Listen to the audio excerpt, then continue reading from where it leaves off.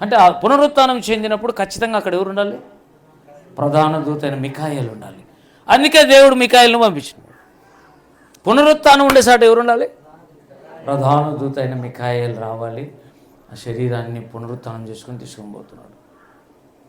ఇలా తీసుకుని పోయేటప్పుడు చాలా గలిబిలైంది. మొత్తం మీద పునరుత్థాన శరీరముతో మోషే ఆ రోజే, మోషే కాలంలోనే మోషే మరణం, మోషే పునరుత్థానం చెందింది కాబట్టి ఆ రోజు వరకే ఏలాడు. ఎవరు? మరణం. తర్వాత దానికి పట్టు పోయింది. ఎందుకంటే పునరుత్థాన శక్తి వెనక్కి కూడా పనిచేసింది.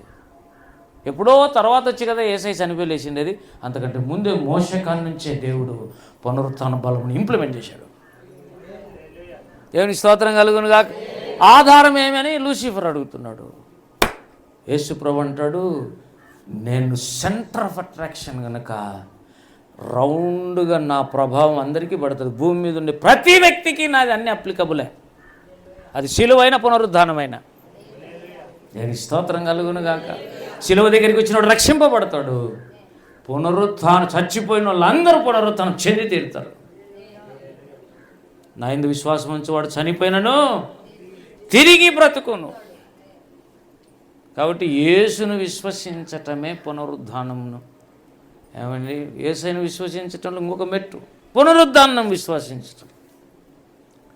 కాబట్టి మరణం ఆదాం మొదలుకొని మోషే వరకు వెళ్ళింది. ఈ విషయాన్ని